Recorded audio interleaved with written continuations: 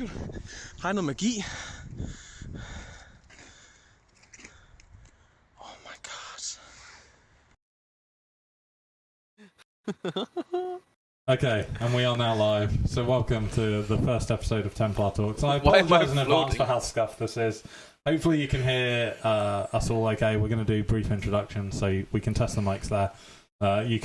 You can see my son hovering here. Move the fucking bottles and put me down. Yeah, I suppose actually, hang on. Let's move the bottles from under Marcus and move them down a little bit. We should have done this earlier. We've had loads of technical difficulties, so I apologise for our tardiness. For a Templar stream. Yes, yeah, it wouldn't be a Templar stream without issues. Oh, absolutely not. Okay, so I suppose we should probably do like real introductions because it's like a podcast that's supposed to be VODed and stuff. The mixing is hideous. There's so much stereo. Perfect. That's the aim, honestly. So obviously, it's real. He can't hurt you. for everyone watching that has tuned in before, there you go. Have a bottle of water. I'm going to steal this one. Everyone who's tuned in before, you know we usually pause, acknowledge chat, talk rubbish. I'm going to try my best to ignore chat purely because we want to keep the podcast flowing for when we put it on the VOD, basically. So I'm going to ignore that, Mark. Deal with it. You'll be able to hear it. But anyway, welcome to the first episode of Templar Talks. Today we're live from the beautiful Athena Games. The lighting isn't great, the camera isn't great because we set up very hastily. The microphones didn't work. We've jerry-rigged as much together as we can, and we're doing our best. So hopefully you can hear us all. And today we're going to be talking about falling out of love with Magic, which is kind of ironic, really, considering this is the first time we've been in an LGS, and we're talking about not liking the hobby that we're clearly a fan of. So anyway, it is obviously myself, Nicholas, Rage, Stephen, and I'm here every time we stream, so hopefully you know who I am in theory. And of course we have my son Marcus live joining us from Denmark. Hey, Dad. No, over there, right? Hey, Dad. Sorry. We've got it's Marcus not what you think it is. Here. If we look at the iPad, Marcus is on the iPad for us, so apologies if we're looking weirdly. And then we're joined by two very special guests. We have Scottney from Neon City PD. I'm sure if you have ever come to a stream here before, you will know them, or you should know them, and if you don't, go follow them. And we have Alex from Athena Games. Hello. I do. You stream on Twitch as well a little bit? I do. I haven't for a couple of months now, just focusing on uni stuff. But yeah, in theory, I do. You can follow me. It's Nocte, NOCTE 0160. That's me. Yeah, and Alex is an employee here at Athena Games, so we're very lucky to have managed to find a night where he is not working and helping all things Magic. So anyway, brief introductions. Obviously, we're talking about falling out of love with Magic. So we've got as many perspectives as we could find within our limited group of the knowledge pool overall. Marcus, do you want to start off? Because I think you're the weird anomaly, right? Because of the so brief background for the Templar. None of us have really played Magic for very long. I think we all started in 2019, maybe 2020-ish. You plugged the wrong screen. It was pretty much around the start of COVID. Yeah, so somewhere around there. And then you, obviously, we kind of cottoned into playing with us, mainly because of the pandemic. We were playing on Spell Table, so, you know. But you've actually played Magic for a lot longer than us, right? Well, played Magic and being asked to join a few games. It's... So how old were you, though, like, when you first started playing Magic? How old I was? Well, I think, I was, 7? Yeah, I think I was 17. Okay, so you have, like, a good 2-3 years on us, at least. Yeah. Okay, and then, Scottney, how long have you played? I've been playing since Oath of the Gatewatch, which was 2015, I think. So since I was 14. Oh, wow, okay, so you've played a while. And then, I assume, Alex, you've probably played the longest? I think I got you guys beat. So I started just after the release of Dark Ascension, all the way back in 2012. Yes. Okay, so you've... Wow, so hang on, how old were you when you started playing Magic? That's a very good question. How does time work? So that was what, 10 years ago? So I must have been, 14, just under. Wow, okay. Yeah, no, I don't know why, but, like, when I was younger, so I started playing YuGiOh, And I'm sorry for you.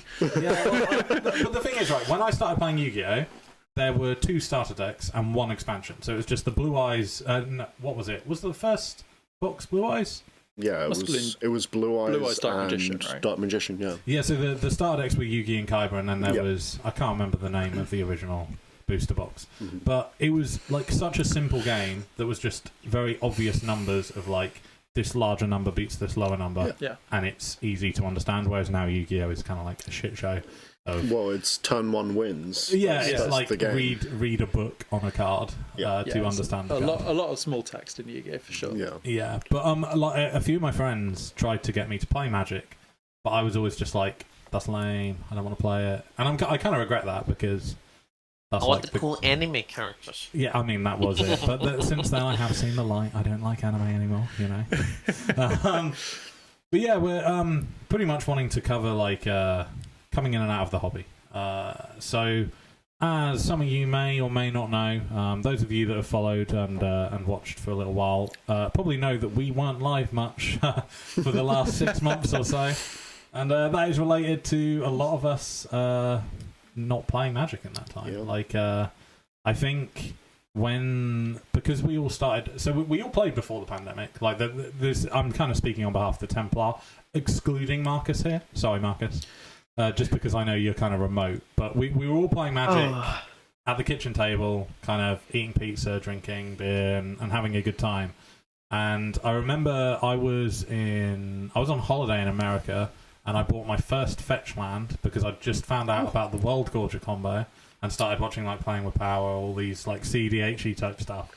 So I was powering up Anya, and then came back, and the country got closed down, and we all stopped playing Magic, and it all went online, which is obviously how we started streaming, and then how you kind of got involved as well, Marcus.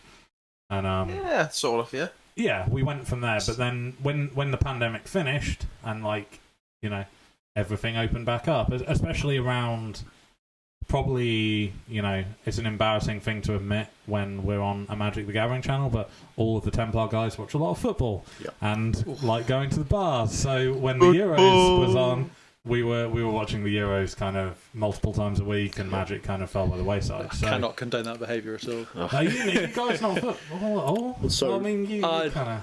I turn up. If you guys invite me out, I turn up to partake. Yeah. It's one of those. That's like, the alcohol portion of the evening rather than the football portion. Yeah. No, I get that. Yeah, I get that. Admittedly, as you can see on the stream, the reason why I fell out of Magic is because I lost my hands. You lost. It was a very unfortunate accident. We're actually going to have to get you a proper. I've just noticed the chat message, and I have to read. I'm trying not to read the chat so we keep the podcast, but when there's someone in the chat whose username is literally Big John, and they had a sex life cap from Ice Age to M50, and now asking Alex Blink 3 times if you're being up against your will. It's good. John normally tunes in when I'm watching. He's unless he's been with you guys. I think this is the same John that's from me. So Excellent. Yeah. I like that. Thanks for tuning in, John. Lovely to have you here. That was what was the we got a new viewer last stream that had like Chode in the username, right? That was something really funny. Like, Yeah, Chode. Yeah, that was amazing stuff. But I digress. Back to Magic the Gathering, and I'm blocking out the chat. I'm just going to look this way and try and avoid. Why, hello. Hello. But yeah, so where were we? Stopped playing Magic because we started kind of going out, and I know a lot of the Templar guys still. That's how this idea of the podcast even came about. We insight into the Templar. We had a meeting about what we were going to do in 2022, ideas for videos, ideas for streams. And a few of us were kind of like, well, we don't really even like Magic anymore. Like, and then we were like, well, that's a great subject to actually talk about because I've stopped playing, come back in, and so on. So, Marcus, like, moving on to your experience of coming in and out, like, it's really weird because you're looking the wrong way from me, but I know you're looking the right way from the screen. No, you're good. It's just like my perspective. So you kind of just drift in and out of the hobby as and when we bully you into playing, right? Like pretty much, like, and I have Shirai. I am Rough Salt. Shirai. I am Rough Salt Templar's caretaker. You have other decks, What- you what- just don't play them. Yeah, I have 2 precons and then one other Multani deck that I made. Yeah, you should get Multani out. You built it, you know? Yeah. I completely agree. You should get Multani out. Yeah, everyone hates Shirai. It is quite a power spike in some pods. It does seem to, like, whenever I've tuned in and Shiro's on the table, it does seem to dominate the majority of the attention. So I don't want to go into this too much because this is another subject I want for a podcast. But I've spoken to you loads about it, Alex. Like the whole power level discussion of like It's the entirely subjective power level of EDH. Being honest about it, and this is why decks like Shirai for me. The way you've built it is very well optimized, Marcus. So it's a good deck. It's pretty consistent. Absolutely, yeah. And it has some fast mana with stuff like, I know you pulled Jeweled Lotus, right? Yeah, I So fucking like got a Jewel that's Lotus. in there, so you can get Shirai out early. And it's too good for mid-range decks, but then it's not good enough for like High-powered stuff. higher powered, high optimized stuff. So it's that awkward spot of just bullying the table and just winning games and getting really out of hand and flashing in dictate. Either I win games hard or I lose games hard, because either you guys stop me or like I just get out of control.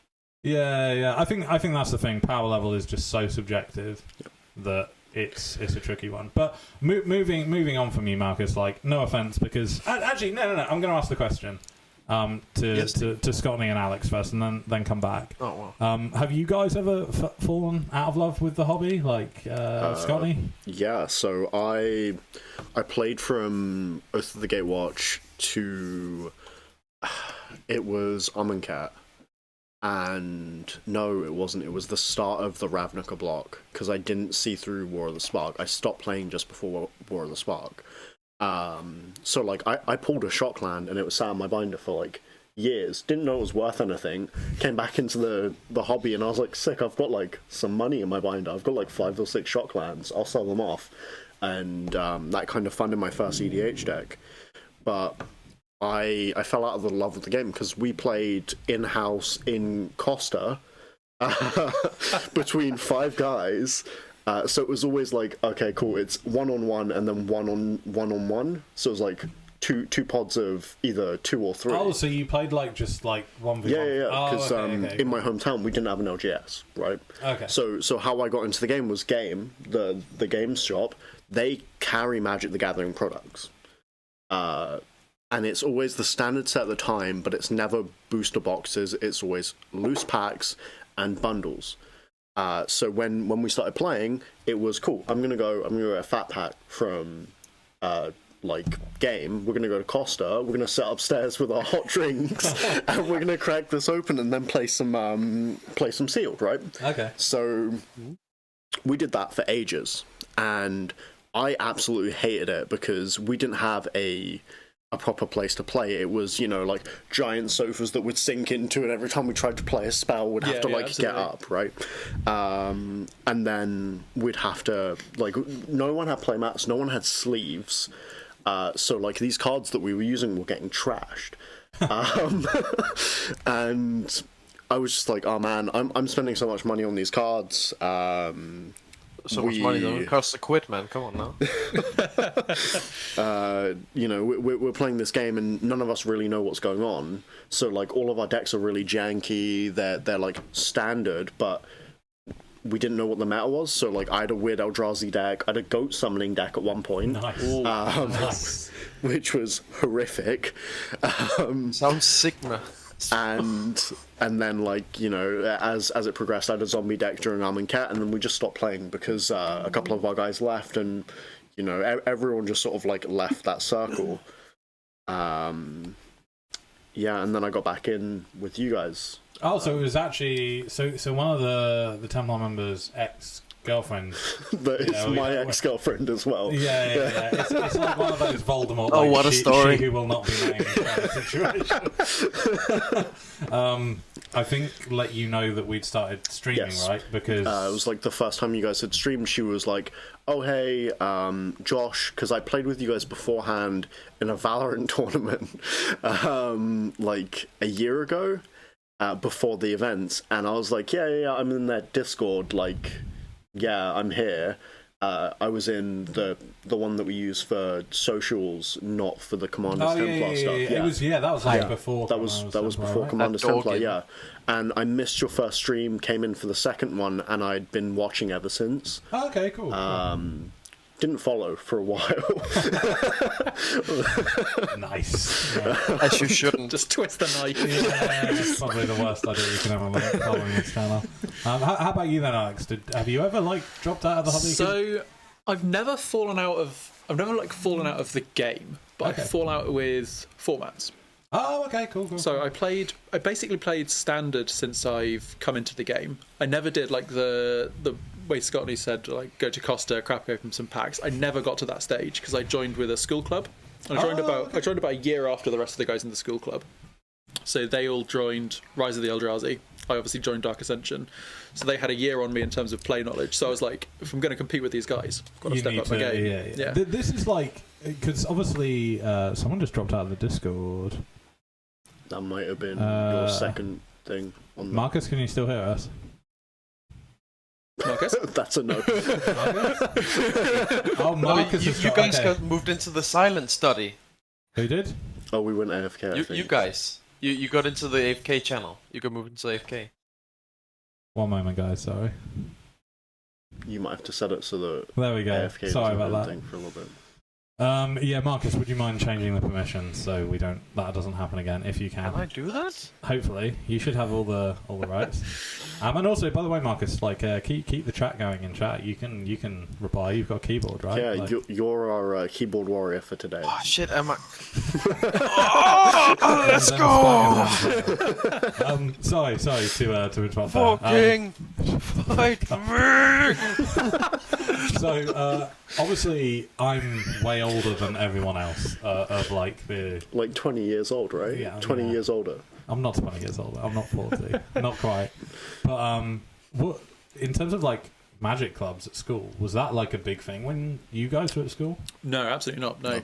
Was it? So it was like it was quite a niche because when I was at school, Warhammer Club was like Warhammer Club's the actually big one. very popular, and a lot of people went, and it wasn't that kind of a thing. Whereas I know I used to teach drums, and a lot of the students I had that like play Pokemon, I got lucky because I could relate to most people because I play Magic, video games, football. Like, sure. You know what I mean? Like, it didn't matter what they were into. But the kids that play Pokemon were kind of like, really hesitant to talk about it until it's like, oh no, that's cool. Like, I play Magic. Don't worry about it.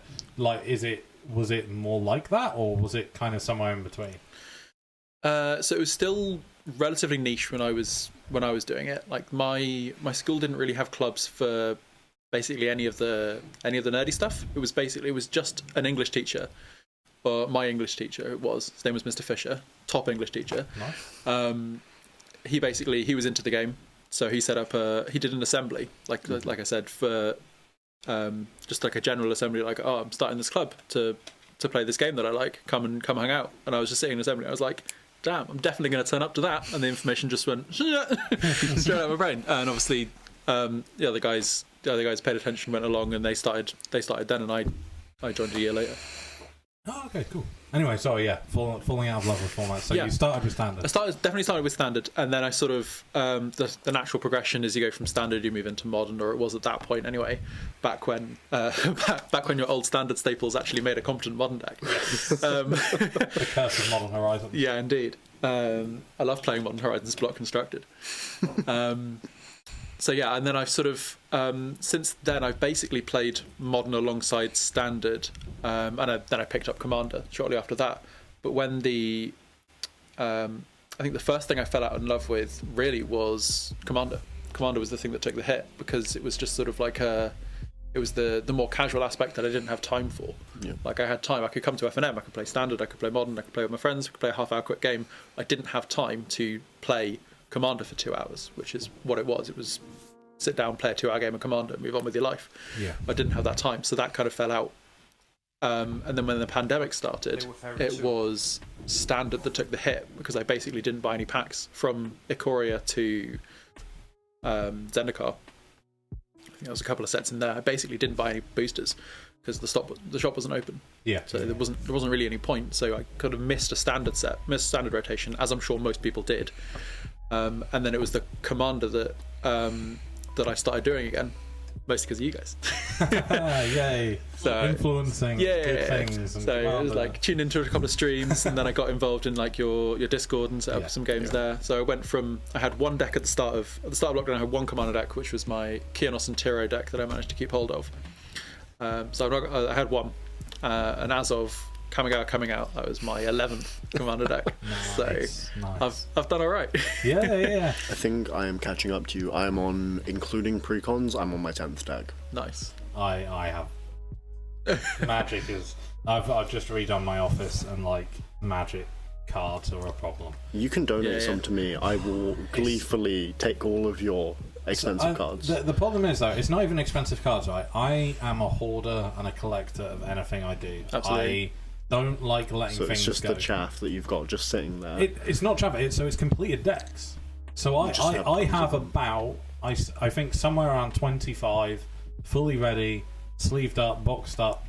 I'll just take decks. some. You can just send some to me. I mean, You know but a where I lot live. of them are just precons, right? So a lot of them I should just unsleeve, rejig, and like it's to the point that I recently foiled my first Commander deck. So my first Commander deck was Yarok. I didn't buy all the expensive cards. Like I had a Palinchron in the original one, and I was like looking at full Palinchron prices, like I'm just gonna leave that one. Can I out. justify this? But I've got the foiled deck, and I've still kept the original deck, and they're like basically the same. But I'm like, I don't want to take the original apart. It's still there. Like, Yeah. I But need to also, keep like, that. the original has alters of, like, different parts. So, like, the Palinchron you've got in the original... Oh, it's like 3 cards.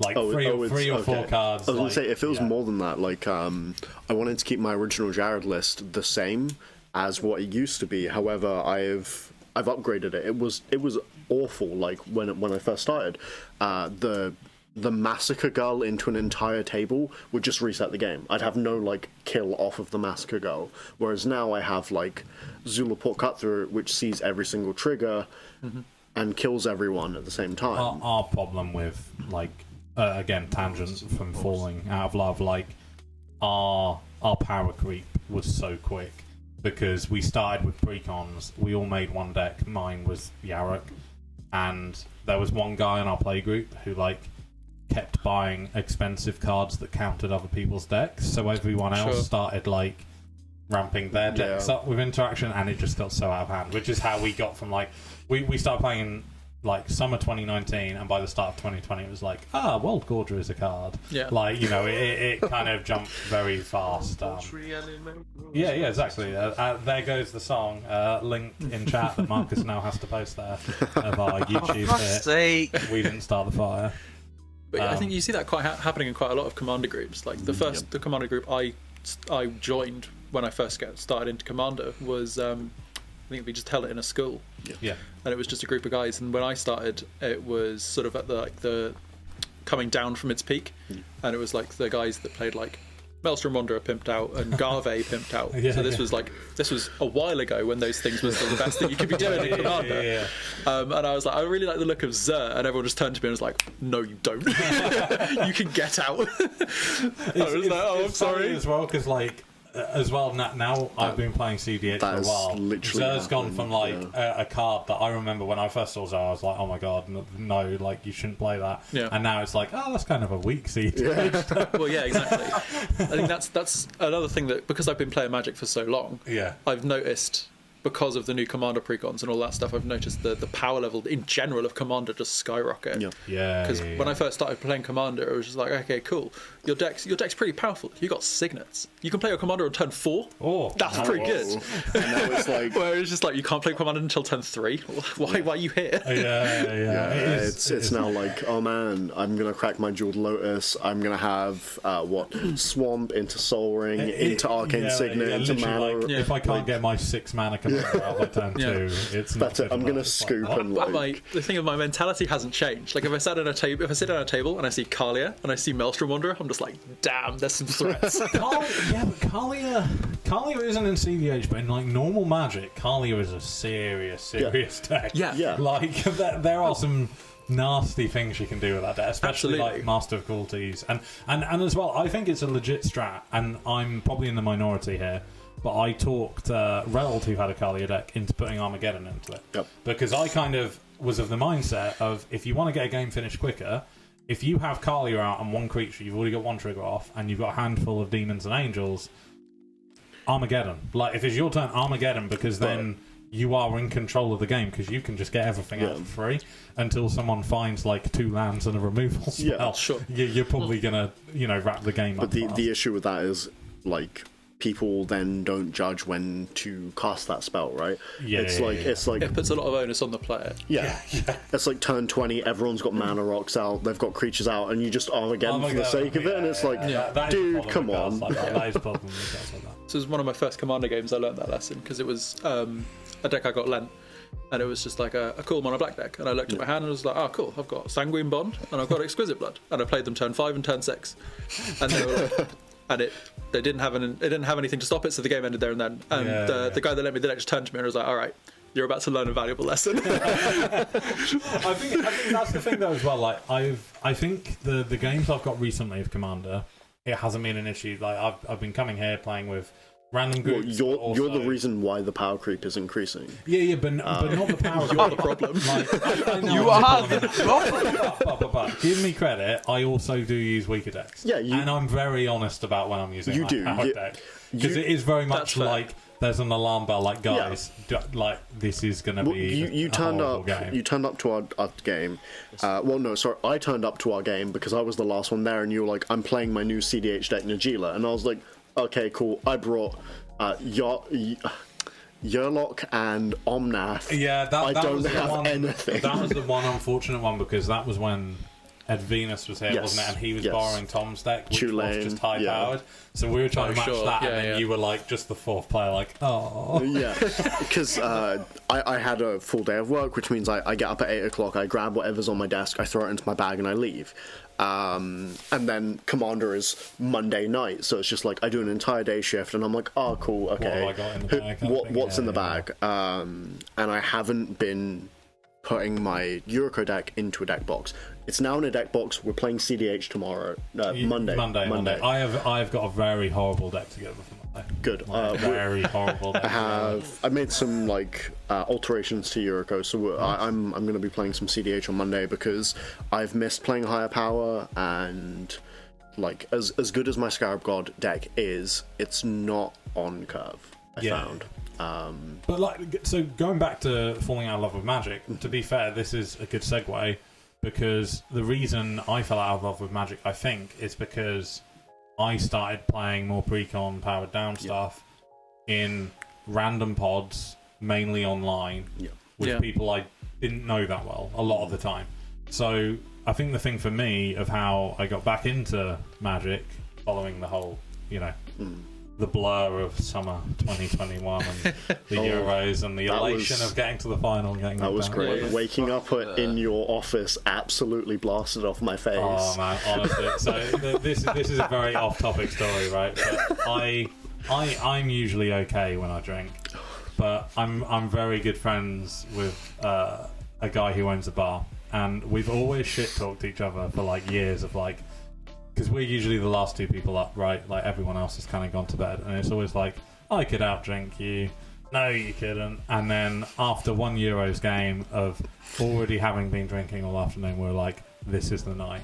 Yep. And it ended so badly. And my wife, like, literally, my wife, I basically, it was bad. I'm not even gonna say. My wife found me like asleep on our stairs upside down, like just like chilling, like as if nothing had happened, like this is normal.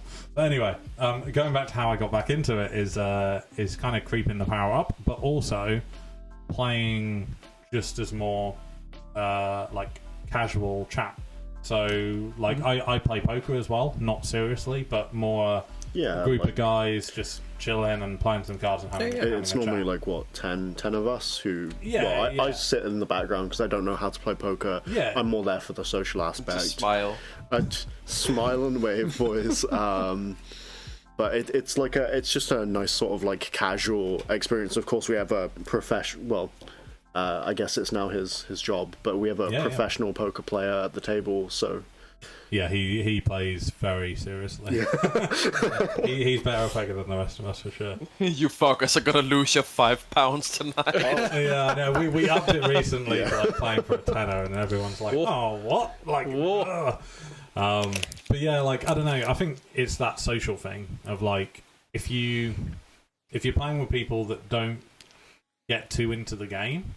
I like casual Magic. If it's more about the conversation and chilling. If people are like playing a casual game of Magic very sweatily, like as if it's like you're playing a modern GP or something, it's like, well, I'm not going to sit here and stare at my cards and work out 3 turns time what I'm going to do and how I'm going to win. Like, it doesn't really matter. But that's kind of how I got back into it. Because obviously Marcus, this is what I wanted to come to because I wanted to hear how everyone else like fell out in formats and so on. What is it that's kept you on the edge of the hobby? Like, being honest here, right? Because I know you play Magic with us, but what stopped you playing Magic in Denmark? Because I know a lot of your friends play Magic, and they're very into Magic. Like Jesper, for example, who I know fairly well, is like super the sweatiest Magic player I know. Like he loves Magic. You know what I mean? Like, my first, there might be I might have multiple thoughts about this throughout the stream, but my first thought is just the jump in price compared to power. Yeah, but it doesn't have to be powerful. I haven't. You say that, but that's just how I've experienced the entire time. Because the first thing you hear every time it's a good deck is the price of the deck. Well, dude, how much does your Shiro deck cost? That's the main question here, right? Yeah, but Shirai wasn't expensive, and then you opened like a lot of the without the dual load, it's what, like 30 to 40 pounds. Right. And for that cost, I can build an Urza Stacks deck. And all you need for that is Winter's Orb and... Well, the Urza's more than that now. Well, Urza's more than 30 quid. I remember when I built Urza first time, it was for a budget challenge. Yeah. We did a mono-coloured budget challenge deck under like... I think the deck had to be under 50 quid or something like that, but Urza was like £20. So so fill it with shit half-hacks and Urza just... When I did build him, he was... the deck was worth 30 quid, right? Obviously, you can substitute him for Emery, which makes it more budget-friendly. But you can build very powerful decks on a budget. But more importantly, it's not... You don't have to even build a powerful deck. No. Like, why do you... That's a good question to put you on the spot. Why do you think you have to build a powerful deck? Other than, it does always seem like the next step everyone is taking. Like, when they're playing Magic, I mean, you guys can't deny that every single one of you is like... have a CDH deck with some fairly expensive cards in them, and even some of you are investing in cards as a long-term investment. Yeah, that's there's definitely things that have gone up a lot in price unnecessarily.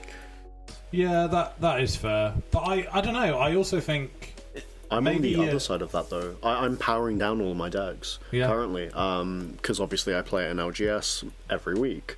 I play on stream on Sundays with the NCPD guys. I don't want to turn up with a deck that's stupidly powered and then have them sit there for like an hour just being like, oh, well, we can't do anything, right? I'm absolutely, but that's the variety. That still gives you access to both sides. So, if you start in CDH, it's already going to be expensive. If you start in normal, it's going to be not as expensive. But if you want to increase the variety, you're going up to CDH and which gets more expensive. How many people do you know in Denmark that play CDH? Most of the people. Oh really? Okay, I didn't know that. Yeah. I know Jesper dabbles, but I didn't know it was like a big thing. Maybe I'm at least in the people I've talked to. That's fair enough. My CDH deck is less than 100 though. It's not super expensive. I think the most expensive cards in there I have is the Chrome Mox I got as a Valentine's present from my partner this year, which is the newest edition, and the Scroll Rack. Those are the two most expensive. Well, Yuriko went up quite recently, but I got her for less than $1 when she wasn't expensive.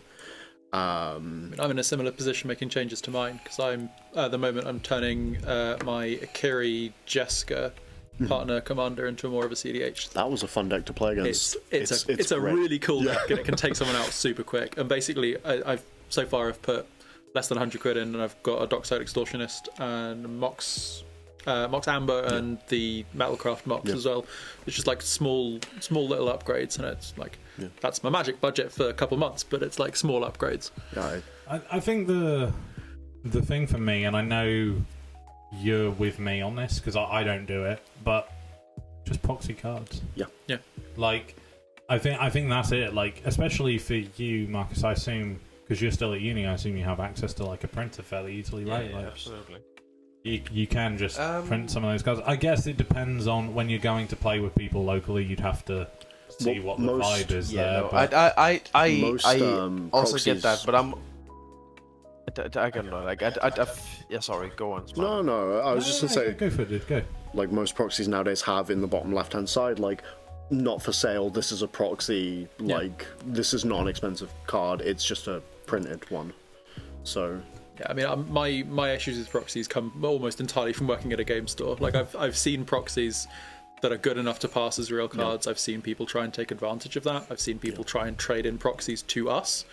Yeah. Just stuff like that. Just sort of like having proxies circulate in like a trade environment isn't ideal. But if you're keeping them as like, I have made this proxy, it is just for this deck. As long as you're not going too overboard with it. I know there are guys that like, oh, I have this 5-colour deck that I've proxied this beta mana base for or something like that. I'm not too into that, but like I have a Dockside Extortionist. If I play multiple red decks, I'll probably proxy a second Dockside because I have no interest in owning 2 Dockside Extortionists, stuff like that. And like for Akiri and Jessica, I might, if I wanted to, I might proxy the Mana Crypt, Mana Vault, that kind of stuff, like the fast mana artifacts, stuff that was like 80 quid plus that I have absolutely no intention of ever owning. I'll probably proxy those. I also just wanted to say, hey Dan, how's it going? It's just the guy that I'm buying the Mox Amber and Opal off. Oh, okay, cool. Well, with that said, let's take a very short break. We'll come back in 2 minutes or so, and we'll try and catch up on chat. So we'll be back in just a minute. We're just going to go grab some more drinks, go to the bathroom, etc. So please stay watching, and we'll be back soon. And actually, keep you watching. Where is it? Where did I put it? #spawn. We are going to be giving away this. I can't put it behind Marcus because it disappears. I can pull it out from Marcus. Do you want me to hide it? No. So we are going to be giving away this shiny copy of Commander Collection Black. It is the standard edition. We ain't paid like that to give away the premium one. Yeah, there you go. You can. It's well worth the 0 money it will cost you to try and win it. Exactly. So the announcement of the winner won't be until our next podcast episode, our podcast will be the final Saturday of every month. So it'll be a little while, but if you want to enter that while we're BRBing, join our Discord. The link is down in the description, and all the information will be there in the giveaway section. But yeah, we will be back in just a moment. So stay tuned. Now to an ad. Yeah, but actually, is it an ad? Yeah, there is an ad. Now to an ad. Hey. I love the way you start talking just as we say yeah, we're back, guys. Welcome back to the Marcus stream. Yeah, Marcus. Hey! Chatting about his arms. We can make you bigger and small. I'm not going to actually mess with it. Please don't make him bigger. I will get Put me up covered. in the corner. I tell you what you can do. Have him cover the fire escape. Yeah, that could be a challenge.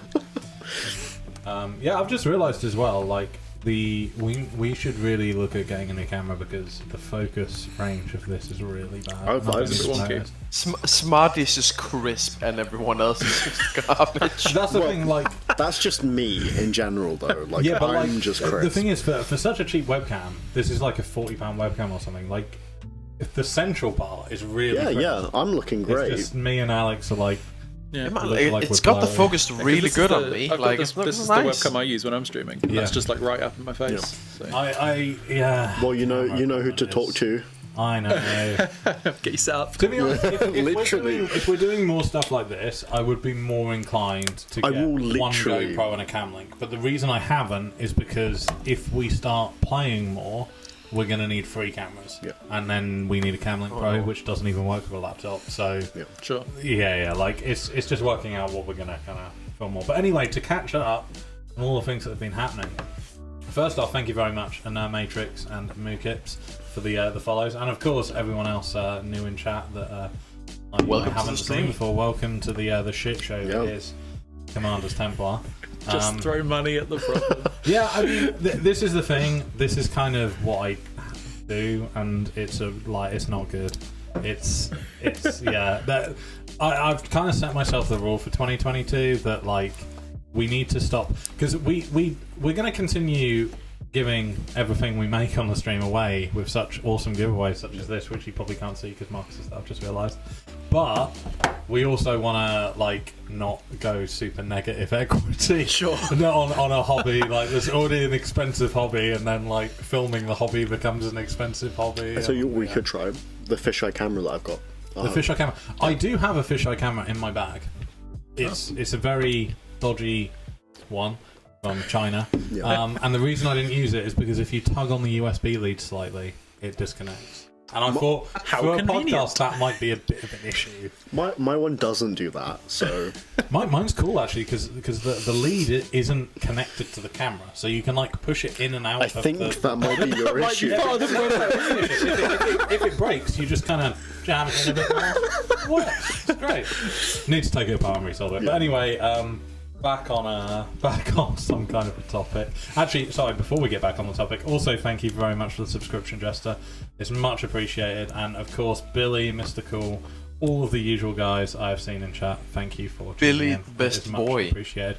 Yeah, Billy's like our MVP of the Magic community. He's made some awesome stuff for charity giveaways when we were fundraising. And speaking of charity, actually, after this stream, we're going to be raiding a guy who is doing a 24-hour Magic the Gathering Commander stream right now in aid, and forgive me, I cannot remember the name of the charity, but it is for stillborn, kind of like in aid of that whole blanket of issues. So it's a really good cause, so we'll be raiding them. Oh, right, stuff like incubators maybe.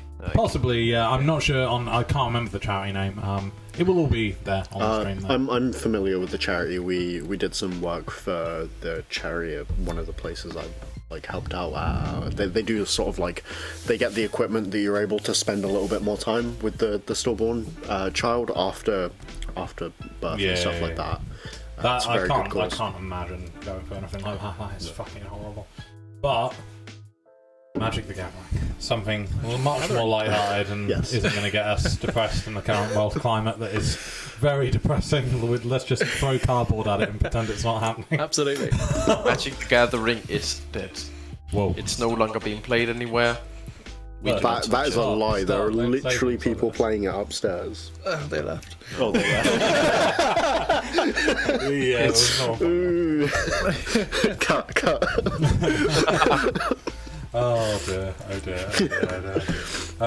Train of thought.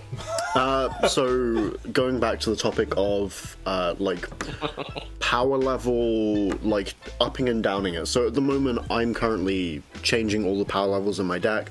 Power levels. I'm sort of like removing all of the expensive cards from my decks in lieu of stuff that's cheaper, so I can sell the more expensive ones to fund more EDH decks. But saying that, actually, to kind of come at you a little bit there. Okay. I think that's a big false perception, because more expensive doesn't always mean better.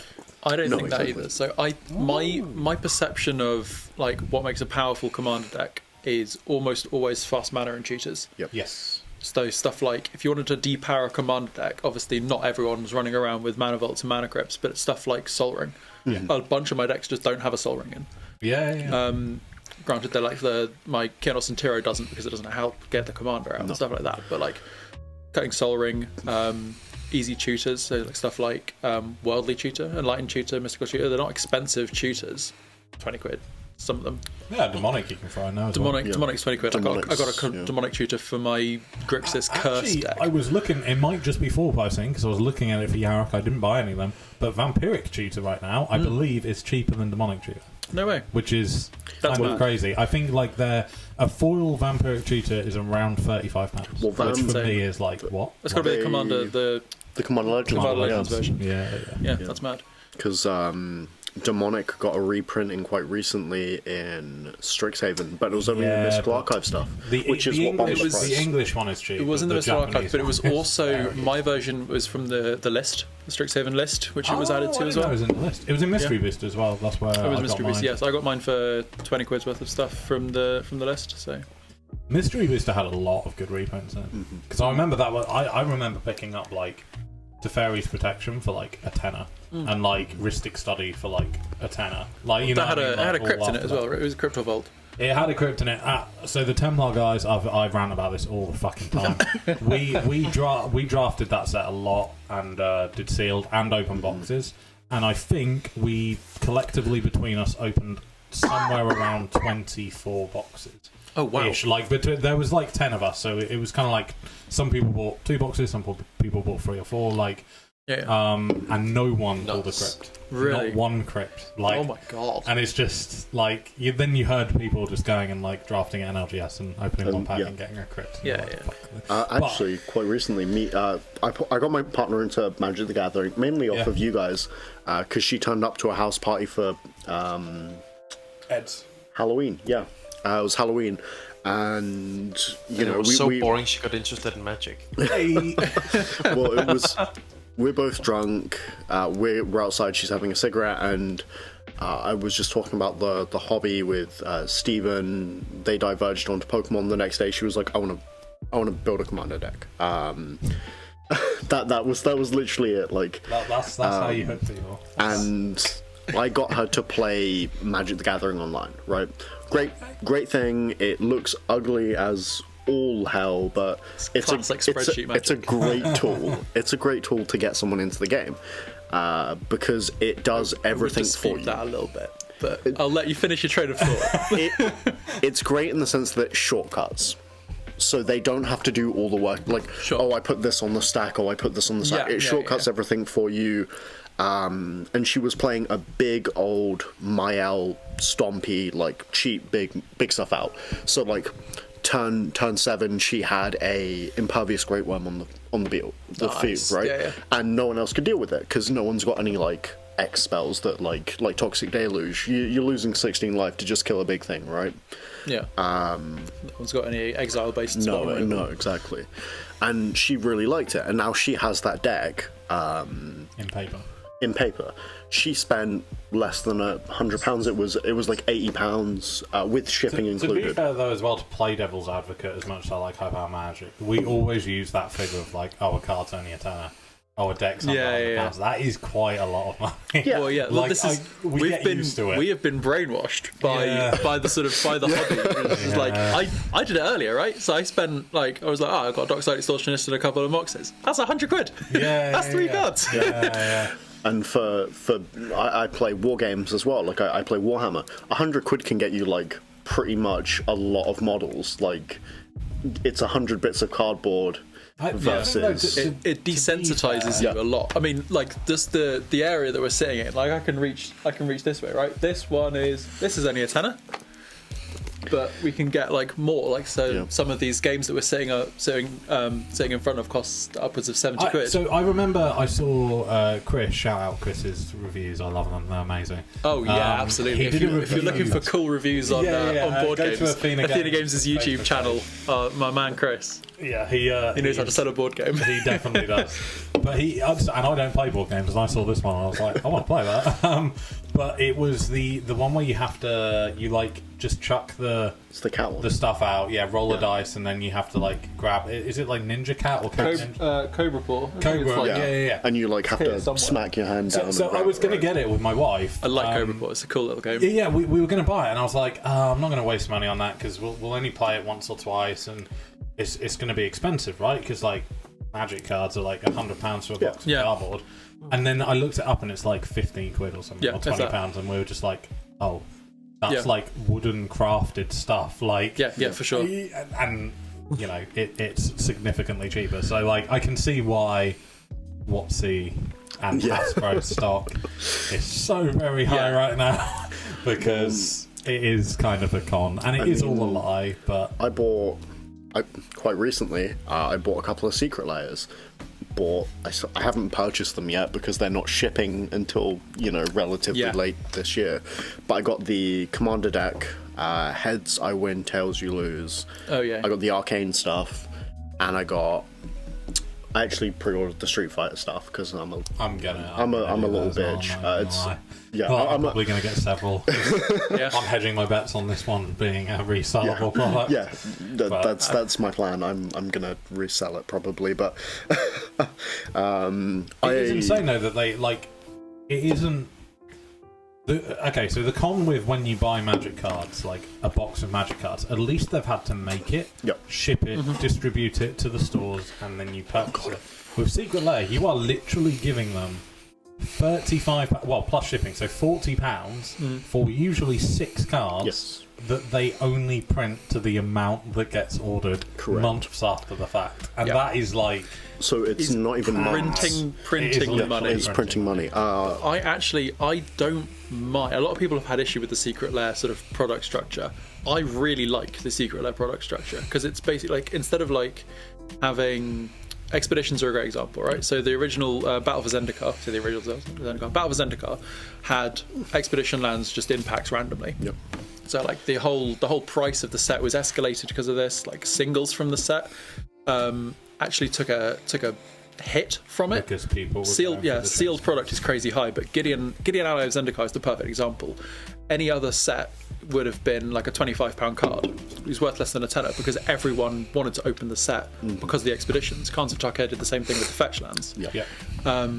But like having those exclusive products in a separate product for just the people that want it lets actual singles have resellable value. But for chase me, rares actually in sets. I think because it's the thrill of the chase, I think you need to put that. I think they've hit the nail on the fucking head with Kamigawa.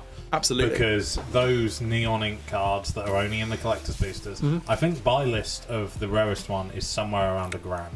Like, that is a chase. The rarest, card. the Hidetsugu one. And the Red Ink variant, I think, is the rarest. Like, can't remember actually. I'm pretty sure the yellow is the cheapest. I know that much. So yellow, then yellow, blue, purple. Green, and then I thought there was a purple variant. I don't think there's purple. It might be like a purpley blue, but is that one of them WPM premium stores get? So one of them is maybe. Like a promo, and then it's Well, I was looking. Whichever one the most expensive is, like Star City Games. I'm pretty sure Star City Games are literally paying $1,000 cash for one of the variants. And I think that's like, I like that because for me, like, opening a Vista pack is a gamble. It's the thrill of what you're going to get. Yeah, absolutely. And if you're buying a Secret Lair, there is no enjoyment. Okay. It's why I don't like, as much as I like products like this, which we are going to be giving away, so you can win it for free, and you don't even need to buy it. I don't like paying money for just the cards. Yeah. It's but what if I get something better? Well, the moment you start buying products like that, the cards devalue because they are being printed at demand in collections. I was looking at Sylvan Library. Sylvan Library was incredibly expensive before Commander Collection Green came out, and that was like, what, 15, 20 quid? Yeah. Well, it's the same with, what was the other card in that set? Worldly Tutor? Worldly Tutor. Took a massive hit. Yeah. I think they're good products, but I don't know. There's something about, like, the printing. Like, it's stupid because I will spend £200 on a card. But I don't like the idea. Yeah, but I like the idea that someone's bought that card for £100 as an investment, sat on it. It's like trading gold or something, right? Yeah. Sure. Like, I've always been into trainers. It's like buying rare trainers or watches or anything like that. It's assets that kind of go up and down, and you're risking it and whatever.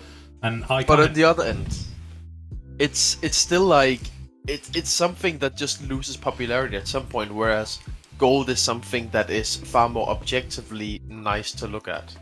Potentially, but then Magic's depends on how been big around the a long nuggets are. time now. Yeah. I think Magic is pretty safe.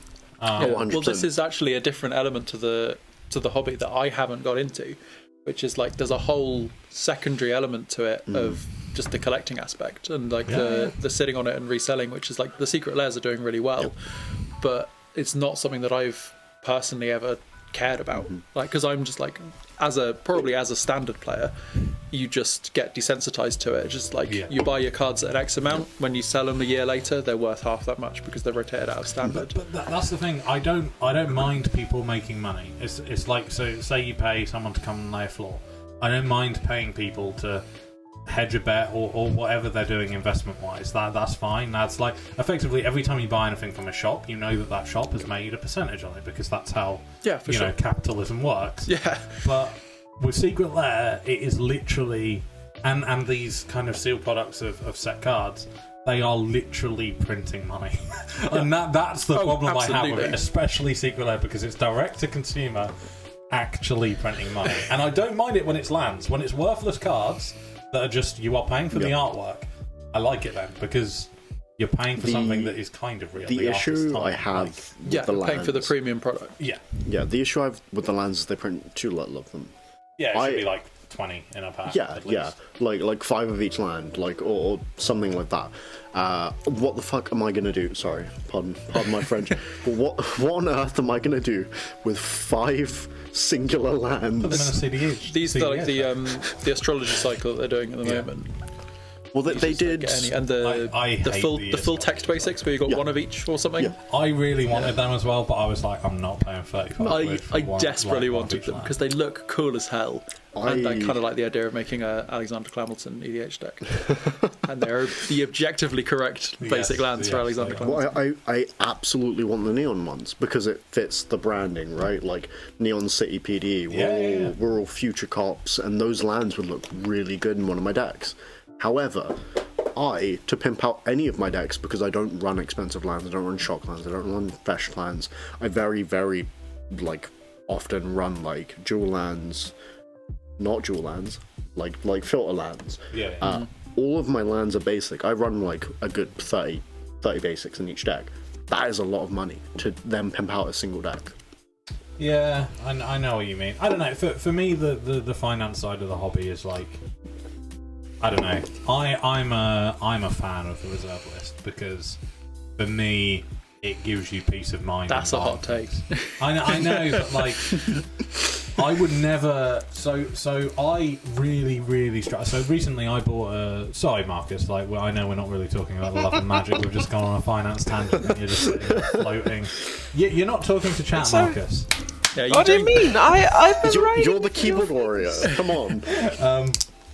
Hard. Yeah. So my hot take on the reserve list. This is my hot take on the reserve list. God. I really struggle to buy expensive cards unless they're in the reserve list. So for me, I recently picked up a Jeweled Lotus. I think I paid £45, and I spent literally a month kind of having them in baskets, going, do I not? Oh my gosh, it's so much money to spend on one card. And then I did it, and it's great, and it works well in my deck. But when it comes to reserve list, because you know they're not going to get printed, because it's almost a tangible asset. It's the security and the value. Yeah, you can watch the charts and see it go up and down based on the popularity of Magic, and it's not affected by reprints. Yeah. So there's no random element that you can't control. Yeah, I'm much happier to put money into them. And I know they're game pieces to be played with, and I get that's the hot take, and that's why it's an iffy one, but I don't think much of the reserve list are staple pieces in 99.9% of decks. It's CDH. Other than maybe Wheel of Fortune and LED are the two that I would say they should probably find something that does something similar. Which they kind of have with Wheel of Fortune. There's variants of it that are a bit worse, but kind of do the same thing. But the dual lands in aspect for EDH and CDH, the dual lands are good. Yes. However, you can't throw 5 or 6 of them in a deck. So with dual lands, Mookip. Sorry, I'm not supposed to be looking at chat, but I see what you mean there. The dual lands are a staple that should go in every EDH deck, but really, I just don't think when shock lands are around that you actually need them. No, shock lands. Because 2 life in EDH is kind of I have a small input here. Yeah. And I don't There is a way that I can phrase this that is very insulting. Yeah, I'm going to try and not insult. No, I'm going to try and phrase go this for it. it's not that insulting. Now, I think you you have have a warning. It's you the have insulting way. Go for You've it. approached this whole reserve list thing very much as a commander player, Yes. as like oh, it's okay that it's worth this much. I guess I only need one of them, and I guess it's only for CDH. Other than Legacy. Oh, the Legacy is massive. Yeah. I personally don't play Legacy, or I'll take that back. I would play Legacy if not for the reserve list. I love Legacy Dredge. It is the most fun deck I have ever played in my entire life. I own 71 cards of Legacy Dredge. I'm not spending $1,000 on 4 Lions or Diamonds. No. But, hot take number 2, could they not power the game up with modern... So, a lot of modern players hate Modern Horizons, right? Like, it's... Modern is now Modern Horizon, so a lot of modern players have moved out of the game because of that. Maybe they're trying to do that with Modern. Get Modern to a place where it is closer to Legacy in terms of the power and the fun. I absolutely think they are doing that, but I think they're doing that in a way that they are not... They're having a format that they can keep escalating the power level of without having that reserve list, because of the issue that the reserve list is in Legacy. So, like, for example, the best... the most expensive cards in Modern at the moment are what? Like, you got Ragavan, you got Solitude, Urza Saga, that all stuff from Red and 6. Yeah. They're all from Modern Horizons sets. They're reprinting Red and 6 in Modern Horizons 3. That's confirmed. They can reprint Ragavan and whatever they want. Yep. They can put Solitude in a Commander precon stuff like that. They can. There's ways of putting those cards back into circulation that lowers the price, and you can see that with fetches. But I think that's my view on it. Is that like so coming from like a poker aspect, right? Because I've played poker a long time. I've never entered the World Series of Poker because it's $10,000 to enter. I just see that as a different bracket for a different player that wants to do that. Sure. Versus so in my eyes, if Modern got up to that speed of Legacy, where the games were just as crazy combo-y, and you had an alternative to Legacy that was similar power level, but it was kind of like, I like this one, I like this one. They're kind of the same, but they do slightly different things at very similar power levels in similar speeds, etc. I interrupt quickly about the audio, Steve? I just checked it on the stream. Yeah, sure. The left ear, you can pretty much only hear you, and the right ear, you can just hear Smarties breathing. Oh! Is it still picking up through this mic? Have you got this one plugged in? I assume so, because I could hear the breathing. I know what I've done. Oh, left ear How was the just fuck's breathing, Steve, okay? and right ear was just breathing. Sorry, guys. feel like- one second. I'll breathe So into I'm just my hand. reading the chat very briefly. I think like me and Dan are coming from, me and Mookips, Dan, we're coming from very similar perspectives. It's just like, so you've segregating the game into people who can afford to play with the reserve list cards and people that can't. And the people that can't afford to play reserve list cards basically don't have that option available to them. Whereas I would love to play Legacy. It's a really cool format. Yeah. I like playing high power games of. I like playing high power games of Magic. It's kind of like. It's one of the things that's kept me playing the game for so long is that the competitiveness of the game. I just can't work out. I can't validate spending that much money. This is the biggest hot take. This is the biggest hot take on this. Here we go. Isn't that more of an issue though with just modern day society? Because I'd like to live in a house that I can't buy, but I can't, and some people can. And the people that can do that stimulate the economy, which, you know what I mean? It's one of those, you can't fix the system because the finances make the system work, right?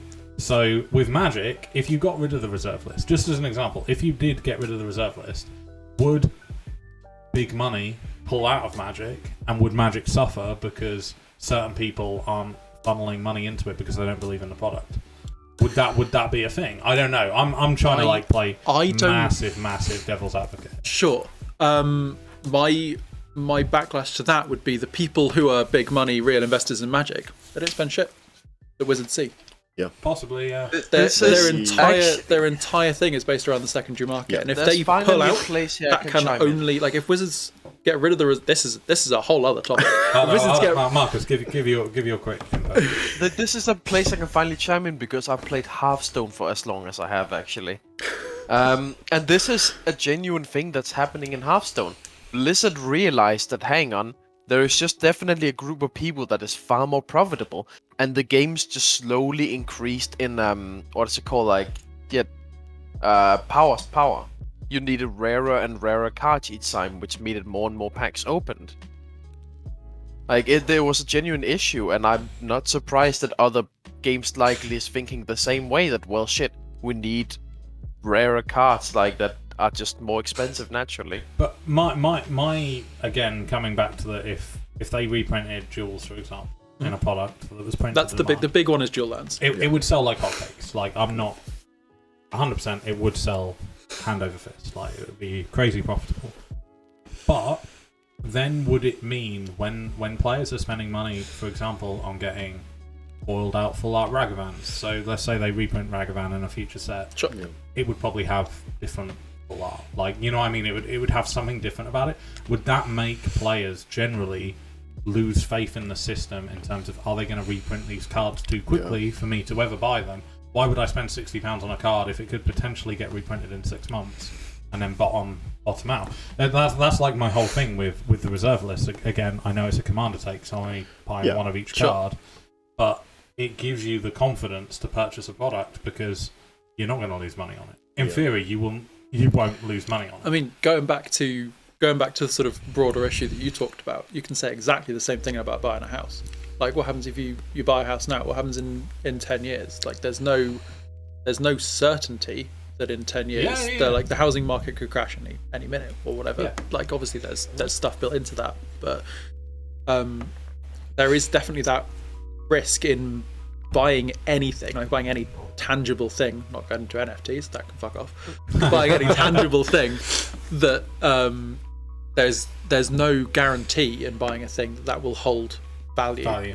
Any market though with rules and regulations is far less likely to collapse. Of course, also far less likely to rise at a certain pace. Yeah, I think but that's where it is. Like, Magic doesn't have any regulations at all. Absolutely yeah, but it does. It has the reserve list. But it has the reserve list, and it I has think format barriers as well. To be fair, like if we're going to segregate different formats. Commander's the only format where you can use any card. But no, except for no one is saying conspiracy. No one is saying like a card can like max anti-cards this price or rise this amount of money in a month without any changes. So just in case, I don't know how much you know on it, but the reserve list is basically a legally kind of grey area. We don't really know how legally binding it is, but they signed a document to say they would not reprint cards from a certain era of Magic. Yeah, and it was cards printed, I think Alpha, Beta, Revised, Unlimited, and there was a few other cards, right? Yes. Yeah. It was the first Alpha and Beta, and then the reprints, which is and then a couple of sets after that. They're just on the reserve list. They can never be reprinted. And one of the issues with these cards is, obviously, you've got the big ones. You've got the Power 9, you've got the Jewel Lands, but stuff like Veldegriff, he's on the reserve list. Absolutely no reason. Worth £1 million. Angus Mackenzie, really cool commander. Worth £1 million. Like the really weird you've got horsemanship commanders and stuff. Yeah, you've got the weird cards that don't need to be on the reserve list that have been grouped into this category for no reason. It's a completely separate issue. I actually, potential even more hot take. Oh no! I really like, and I don't play the game, but I really like what Flesh and Blood a little bit. Yeah, they've had obvious first editions, and then everything else is just reprint. Well, that is the single reason I have not bought into Flesh and Blood. Because they have done this. Because there's whatever the cloak's called that's worth £200 that you need because it's a staple in everything, and they've just printed it as a promo one time. Yeah, because they've put these guarantees. MetaZoo did a very similar thing. Yeah. MetaZoo, I don't know if anyone plays MetaZoo. Stop immediately. MetaZoo was created by a banker who saw the profitability of Magic and Flesh and Blood and was like, I can sell these things to idiots. They've announced that there's a reserve list in their game, and instantly people have gone like, nah, get that away from me. But okay, with promos I get it with Flesh and Blood, but the thing I like about Flesh and Blood specifically is the fact that when a product first gets printed, that is the first edition. So those cards have their value and then they are reprinted. I don't like the promos. That whole reserve list, cards that you can only get on that, I don't agree with. I don't mind functional reprints. I like reprints. Reprints are always going to be good for a game. And there are certain people that it's exactly the same. Bringing in YuGiOh as an example. YuGiOh, I think, this is my single thing that isn't a complaint about Yu-Gi-Oh. They do their rarities fantastically well. They don't really have functionally unique cards, but people chase the higher rarities. So you've got like common versions of printed. And equally, they do first edition as well. Yeah, and they do first edition as well. So they've got like common rarities of cards printed in structure decks that can have secret ultra rare, like £50 plus printings. Yeah. But you can get them for £2 if you want to. Honestly, actually thinking about it, Magic kind of got it right in the first place, in the way they did Alpha, Beta, and then they did the Unlimited version, which was supposed to be the churn it out so anyone could get it. They had the right idea to start with, They then swayed away. Went down a very deep, dark rabbit hole. Yeah. I don't know. I get that people, like, I want to play Legacy. I can't afford to buy a Legacy deck, straight up. Like, I get that argument, but I do think it is a wider issue in society than just Magic. Like, in general. Falling out of love Magic. Most definitely, but I feel like the player base is very split half-half. There's people who can afford these cards and there's people who can't. Myself being on the later one, I can't afford these cards. You know, like a single, like two dual lands is pretty much my monthly income, right? So I can't splash that. But I know this doesn't help with Legacy, but again, I'm proxy, like flying the flag. Yeah, but what I'm saying is, I am incredibly on the side of proxies because I found that I dislike the art of the dual lands. I think they're trash because they are so old, right? Yeah. I found pixel art for the dual lands. Every single dual land has a pixel art, and I found that they're really nice. They're by a completely different artist. And I'm getting them printed because I want them in a CDH deck, and I'm not going to spend £500 a pop on terrible condition cards that are going to look really bad in these sleeves, whereas I can have these really nice pixel dual lands. Yeah, I don't know. It is a weird issue to take because like my stance on it all and like going on about liking the reserve list is of course from the Commander player's perspective of someone that also highly supports proxies. Like, I want people to play with proxies. And if someone doesn't have proxies and they have the real cards, cool. Like, that's a shiny card. That's nice. Like, I like your collection. Do you know what I mean? It's very much that, like, you know, if you see someone with a full-out Legacy deck, you're like, holy shit, like, that took some time. Like, you know, regardless of the money, because the cards are so rare, it still took some time to get that together and... It's a cool thing, but I think currently I have, as you know, I'm trying to proxy out like 5 or 6 CDH decks, and trying to find a place in the UK to do this is ridiculous. There's places on Etsy, there's places on like. What if there's a printing company out there that started doing it? You probably make you would make bank, honestly, because you're just printing cardboard. Yeah. There's a poker website, make playing cards. People know about it, but it ships from China, which is where the big thing is. I'm paying £70 already, and then you have to print these. Shipping fork out like £40. 4 weeks to come. 4 weeks to come. It's £40, and I don't think I want to pay that. And I was looking around. You know, I don't. My issue with proxies is I think they look horrendous if you just print them out on paper and you just fit them in front of a basic land. On webcam, no issues. I think they look fine.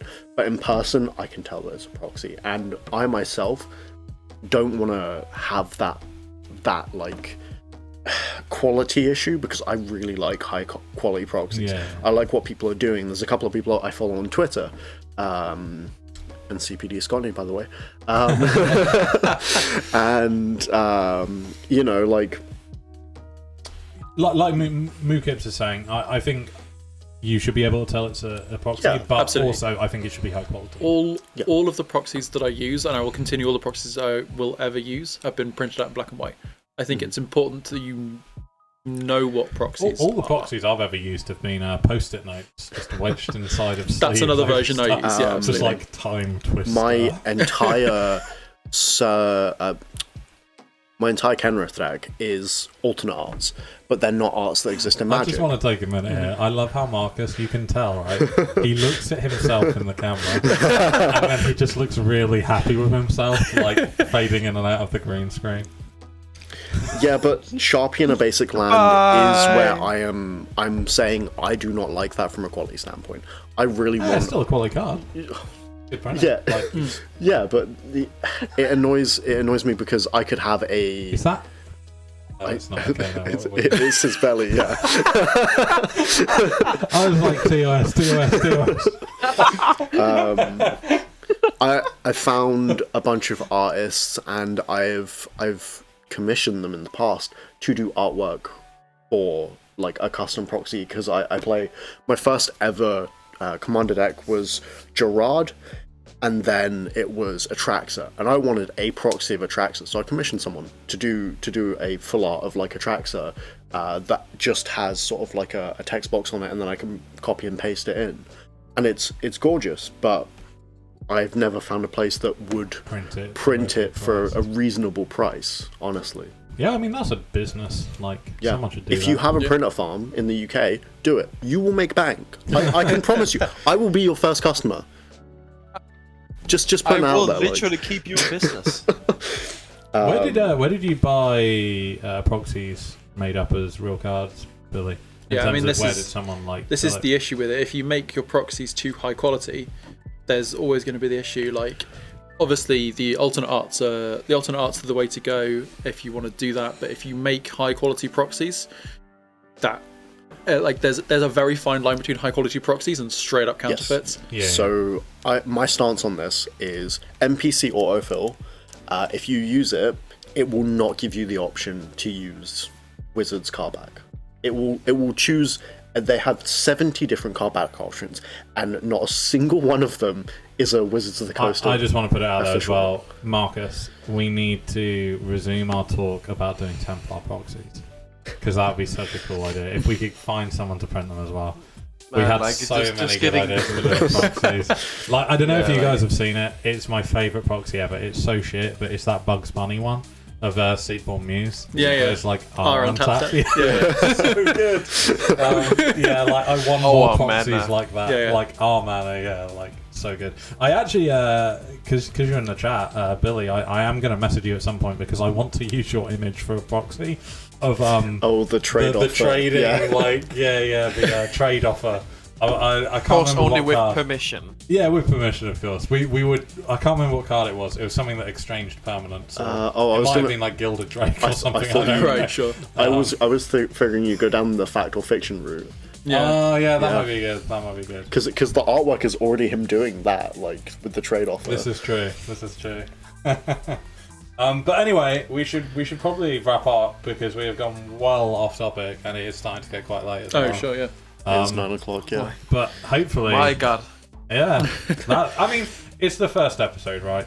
So we're gonna ramble more. Oh yeah, Definitely. I think we found a nice hot Absolutely. spot on the rambling though. Like it wasn't like completely off topic. Like we weren't talking about our favorite dessert. It was very based But in to be magic. fair, I just wonder how everyone is falling out of love with magic. Well, okay, no, though. So one Strawberry reason shortcake, people by the could be way. falling out of love with magic is obviously we're people that get on and are having this discussion about like differing views on reserve lists, differing views on power levels, etc. You don't know people that well that you're playing with. That's a pretty easy thing to fall out about. If like say someone's like printing a CDH tier 0 deck all proxied, or equally someone's bringing their £5,000 magic collection to casual F&M, it's gonna like cause problems. Yeah, I mean, if you're talking about falling out of magic, like falling out with people in general, that's definitely something that can happen. Like I have been in the past relatively irritated by people who get like power level wrong. I know I've had not conflict, but I've had talks with Tom about his self-evaluation of the power level of his commander decks, because like I've looked at like he's got the Talrand counterspells deck, for example, and he's been like, that's the biggest. It's fine. It's just full of counterspells, and I looked at his hand. It's like Cyclonic Rift, Mystical Dispute, like Isochron Scepter, and I was like, dude, you're not. The moment he You need imprints to- Cyclonic Rift under the Isochron, it's game. I'll kind of like me and Ed. Ed from the... Sorry, I thought Marcus was spinning for a second. Me and Ed have been trying to talk Tom into powering his decks up, but equally also powering decks down. Because, like, they're close to optimized, really good, but they need a couple of things. They're all around the same level. I've had so much fun. Like foiling my Yarick deck, I've loved doing it because it's it was my first deck. I love it. Like, but I've taken a lot of the combo-y type stuff out, so it's just a grindy, you know. And I've loved making decks like that. And actually, just for anyone still watching our rambling, there will be a YouTube video soon of me being very angry and yelling about my Yarok deck because I bought a deck box that's supposed to fit 100 double sleeve cards, and it doesn't fucking fit them. Oh, really? Yeah, literally. I love the guy's channel, Tolarian Community College. Shout out, I love it. Like, he's never going to see this, I know that, but he specifically said, this deck box fits KMC, yes, I've seen the video, and Dragon Shield art mats. Yeah, and I have those combination of sleeves on my Yarok deck. Tried to put it in the box if it's like 97 cards, 98 if you really jam it. And I'm just like, I know fools are thicker, but like he just effortlessly is like, it's like. Are those double sleeved? They were not double sleeved, I guess.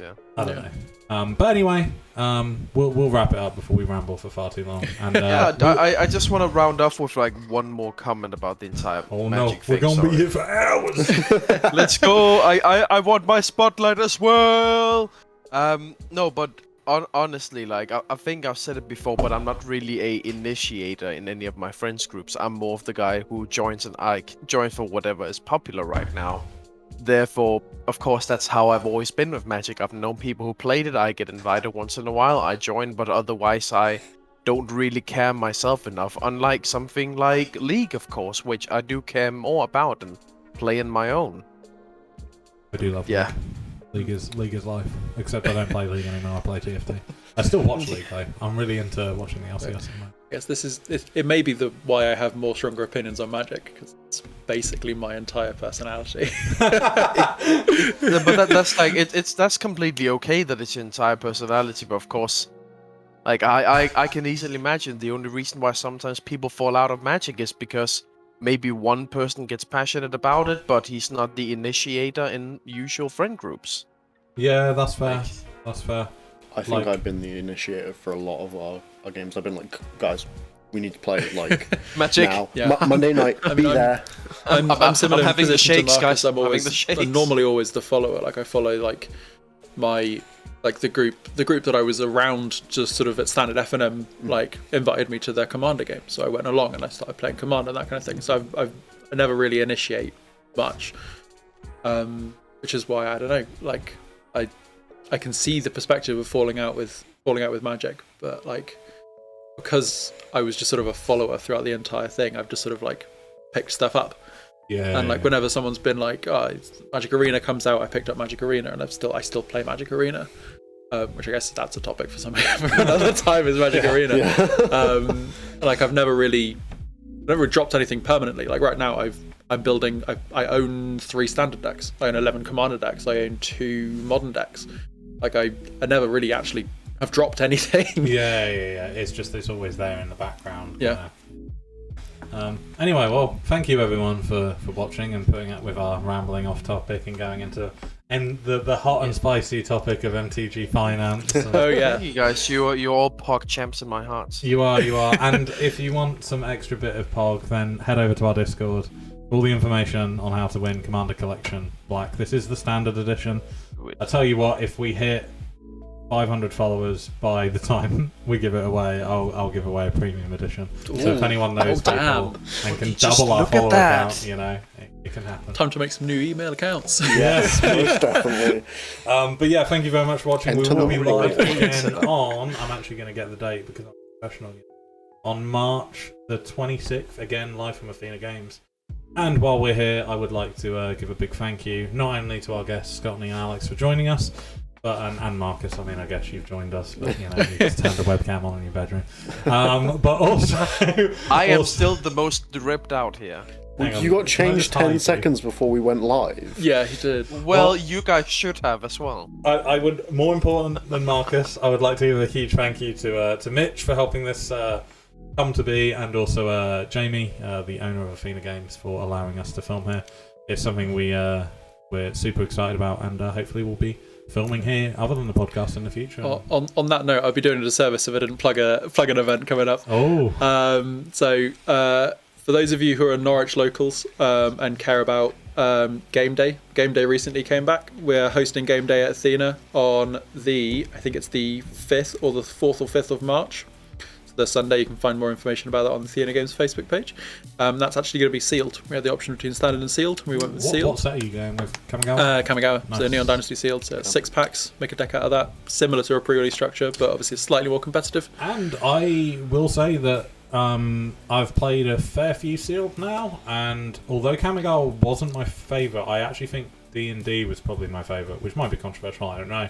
But the Kamigawa set was a lot of fun to play. It is a sealed. fantastic sealed format. I don't know what it's like drafted. It's a good draft format. It's a good seal format. It's actually a lot slower than some of the other seal formats that have been recently. That's I really enjoyed it. It felt less like someone got a good card, GG. Mm-hmm. It was more grindy. People making There's a lot of good common removal as well. Yeah. Like I've seen situations where like someone's had like the Wanderer or another big Planeswalker Jinkataxis, and someone's been like, all right, kill it, move on. Yeah, it's the You're Already Dead card. Deal damage. You're Already Dead is good removal. Tamio's Completion is excellent removal. Well, at some point, Marcus, you need to come fly to the UK and film for Athena as well. Yeah, and then we beat you Yeah, up. man, Yeah, I honestly hope so. Well, anyway, before we ramble even more, I've said that so many times now before Alex falls water everywhere. Everything's fine. Nothing happened. Thank you, guys. It is do Athena Games sell the Final Fantasy Opus TCG? Yes. Yes. If you click our link down below, Do they it. do ship anywhere in the UK. I'm not sure about Europe. I don't think we're Europe. We're definitely UK, as long as you're not in somewhere weird. Yes. I think there's one time we rejected shipping to like the Highlands. Yes, yeah. I mean, like, maybe not at the the end Isle of of the day, Man Billy, as well. it is always worth dropping a message as well, because Absolutely, yeah. We're super responsive on Facebook, emails, all that kind of stuff. I think the newest Final Fantasy set I think has been delayed a little bit, but I'm not too sure on that. But yeah, basically anything that's popular that's not MetaZ, we do sell that. Yeah. implying MetaZ is popular. MetaZ, you can And get on the that sun. note, thank you guys for watching. We'll see you guys. Thank you. Next month, and this VOD will be up on YouTube in a week. So if you've enjoyed it, you can watch it again. Take care, guys, and have a good one. And I've just realised we have no end screen. Yay! So there's going to be a be right back screen, but it is actually us just leaving. So take care. We're not coming. Be right back. You're right. You're right back. Streams in life the keep it up entire online. time.